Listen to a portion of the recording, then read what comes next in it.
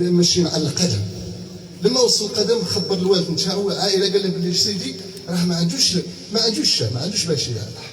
في ذيك الوقت الوالد نتاعو ولا العائله هيئت الاضحيه وهيئت معها القمح وعطاو معاه داروا معاه وحدين وصلوا في ذاك الليل.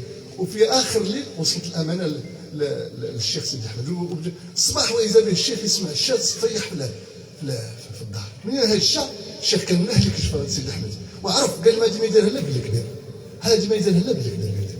وفي ذيك اليوم ختم له قال له راك ديت العلم الاولين والاخرين، خلاص نوض راك مسرح. هذاك الشيخ رحمه الله عليه بالكبير باش بلغ هذه الدرجه، مش المحليه مش الوطنيه بل العالميه. الشيخ كان ايه من ايات الله، فريج زمانه ووحيد عصره. معناه باش بلغ ذاك الاكرام. شوف عائله الشيخ كرمت الشيخ سيدي احمد، كان له الاكرام وكان له الاجلال وكان له التعظيم وكان له التبجيل.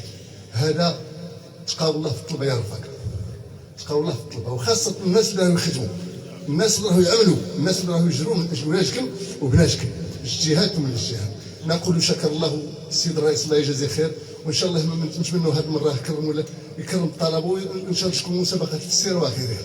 ايها الاخوه، حاجه ثانيه خصنا نعرفوا يا جماعه اننا في واحد الزمن صعيب، نحن في زمن كثرت فيه المحن، كثرت فيه الشدائد، كثرت فيه المصائب. جعاة الشر يعملون ليلا ونهارا سرا وجهارا من اجل صد ناشئتنا واولادنا ذكور واناث عن الدين وعن القران. انتم ونحن في زمن الفتن كما اخبر المصطفى صلى الله عليه وسلم: الا انها ستكون فتن، قيل ما المخرج منها؟ الا انها ستكون فتن، ان بين يدي الساعه فتن كقطع الليل مظلم يصبح الرجل فيها مؤمنا ويمسي كافرا، ويمسي كافرا ويصبح يبيع دينه بعرض من الدنيا قليل.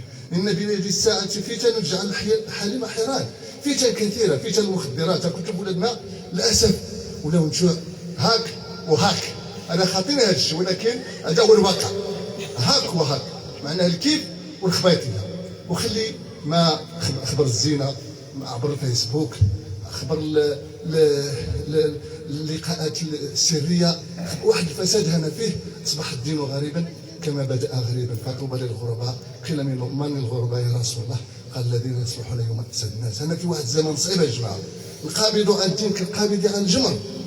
انتم في زمان، النبي صلى الله عليه وسلم يقول للصحابه: انتم في زمان من ضيع عشر الدين فقد ضيع الدين كله، وسياتي على امتي زمان من حافظ على عشر الدين فقد حافظ على الدين كله. هذا هو الزمان. هذا الزمان يا جماعه حقيقه انا فتن، ولكن ياسر الناس واش يقول لك؟ تقول لهم جاد الفساد وهذا الضياع والكراه. بالله عليك ولادنا كيف راهو يسرحوا شعرهم، ولادنا واش راهو يلبسوا، بناتنا واش راهو يلبسوا. وللاسف الاب يشوف والام تشوف وكل واحد يشوف، ما كاش اللي قد يغير. واش كراه يهز لك يقول لك هذا اخر الزمن وجاب. لا، حقيقه نحن في اخر الزمن، نحن في زمن الفتن، ولكن مع ذلك واجبنا اننا نؤدي الرساله ونبلغ الامانه ايها الاخوه، لان اولادنا امانه في عناقنا، امانه والله سنسال عنها يوم يقول كما يقول المولى تبارك وتعالى: يوم يفر المرء من اخيه وامه وابيه وصاحبته وبنيه لكل امرئ منهم يومئذ شأن. ذاك النهار راه جايين نتحاسبوا على ولادنا. والله يقيم يا ايها الاب، والله يوقفك ولدك تقول له: ولدي كنت نوكلك نشربك نلبسك ندير لك يقول هذا الشيء كاع الله خليه بعد تقول يا ربي هذا هو اللي السبب ديالي، هو اللي ما نبهنيش، هو اللي ما خلانيش ما ربانيش التربيه الحسنه. احسن هديه تهديها لولدك هي ان تربيه تربيه حسنه. مشكلتنا ولدي تكلم يقول خير الزمان، نعم، لكن نعيب زماننا والعيب فينا، وما لزماننا عيب سوانا، ونهج الزمان بكل ذنب ولو نطق الزمان لهجنا. لا، نعم خير الزمن، ولكن وراه المسؤوليه. نتقي الله ونجتهد ايها الاخوه امام هذه المشكلات، امام هذه المعضلات، امام هذا الفساد الخلقي وهذه الفتن. هناك فتنتين عظيمتين: فتنه الشهوات وفتنه الشبهات. ما نساوش الفكر المتطرف اللي راه يدخل ولادنا مانيش عارف وراه جهاد تمولوا.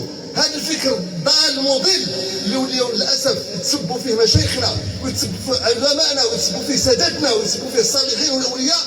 لازم ايها الاخوه نعيد النظر في هذه الامور ونجتهد وندعو ونتكاتف ولعل الله سبحانه يخرج من المخرج. ايها الاخوان، كل واحد راه حاس بهذا الواقع، كل واحد بهذه المصايب اللي انا فيها.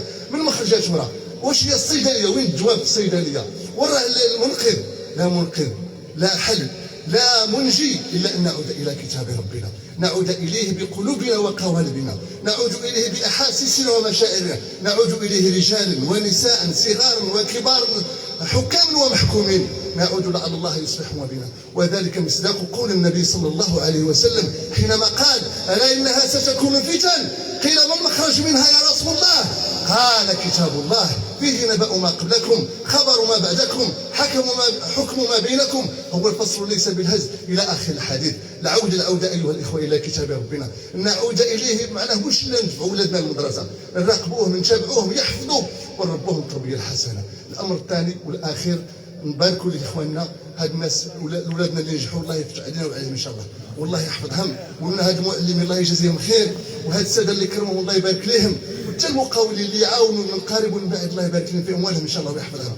فنباركوا اهل العرس، نقول لهم بارك الله لكم وفيكم وعليكم، وجعل الله الموده والخير بينكم يا رب العالمين. هاد العائلات تاهم نقول لهم البركه والعقوبه الباقيه، ونقول للعرس يا جماعه الا بغيتوا مشكله راه نعانوا منها، ولينا ها هو قال له في الصيف دربوكا وفي الشتاء لافوكا.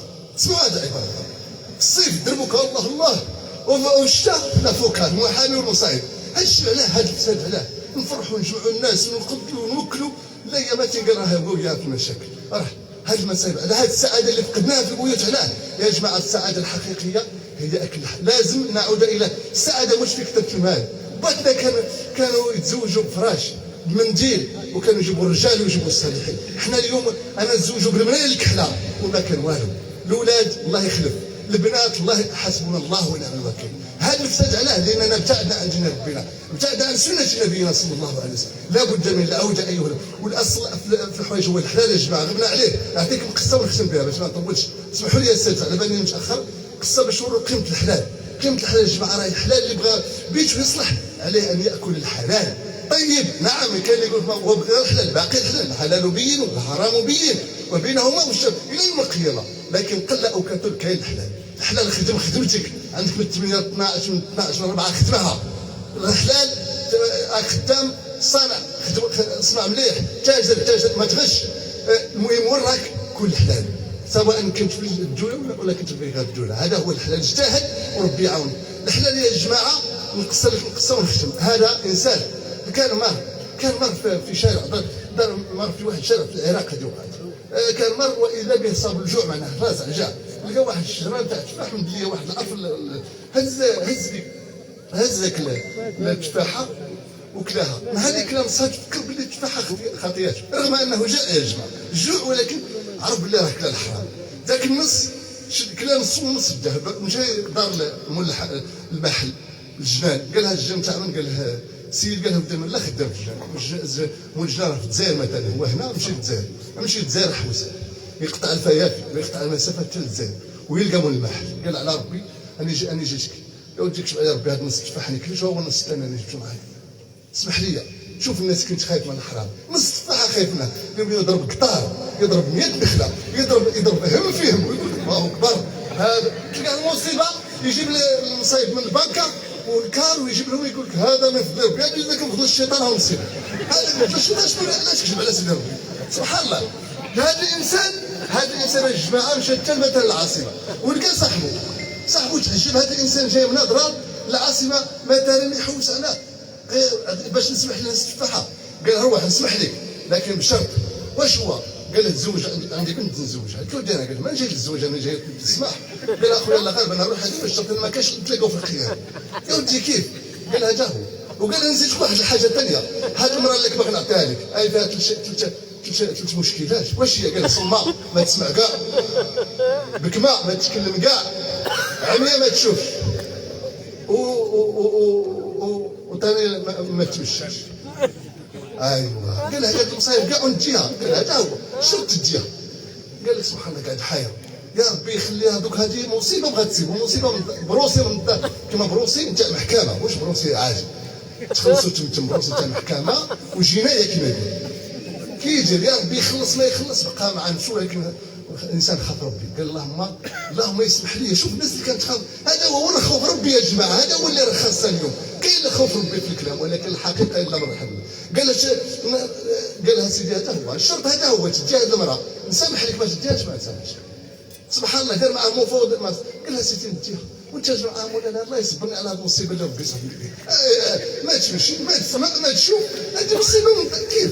قال له صبر ما سيدي قال لك جا مشى جابوا السيد الامام عقد على البنت عقد خلاص هذا هو عقد يلاه هات اللي عندك معليش هات اللي عندك اعطاه هذاك البركه اللي عنده عقد ليه هيا قال لها خلاص انا نعطيك الدار وين تدخل بها قال لك جا داخل معنا هابط المورال هابط خلاص ما يشوفش عمي داخل قال لك هو من العاده الانسان كي يدخل البيت يقول السلام عليكم حتى ما فيه واحد تقول سلم باش الملك هضر قال السلام عليكم سبحان الله ما مجرد ما قال السلام عليكم قالت له هي وعليكم السلام جا مولا مارشال قال هذه وقتنا اللي غلطاش ارواح قالت له ارواح انت مش محمد بن قدور قال لها محمد بن قدور انت صاحبي قال لها كيف نمشي كيف صاحبي قال لي واه انا سميتي فلان لكن انا عائشه مثلا بنت عبد الله مثلا قالت له امانه قالت له انا زوج قالت له ما كاينش فينا قالت له نقول لك قال ما لا بكره يكذب عليا قال لي ما تسمعي انت لا قلت السلام عليكم ما رديتش عليا وشتيني وهضرت وراكي واقفه كيف قالت له با صادق شوفوا يا جماعه السر صادق كيف صادق قالت له قال لي با صادق حقيقه انا عمري ما انا عمياء عيني ولكن عمياء على الحرام عمري ما شفت الحرام ودني ما تسمعش عمرها ما سمعت الحرام شوف ورا هاد الناس ورا هاد السذج ورا التربيه تاع العبلات ورا التربيه عمرها ما تسمع الحرام قالت له معناها جدي عمرها ما مشات للحرام قالت له هذا الراجل كان عنده كنز ولكن ما بغاش يعطيه لكل من هب ودب لان النبي صلى الله عليه وسلم يقول اذا اتاكم من ترضون اخلاقه فزوجوه ما قالكش من ترضون فيلته ولا سيارته ولا كشته ولا هم ولكن من ترضون خلقه فزوجوه الا تفعلوه تكون فتنه وفساد كبير. هذا الرجل كان عنده كنز وهذا الكنز ما بغى يعطيه لا الطيبات للطيبين.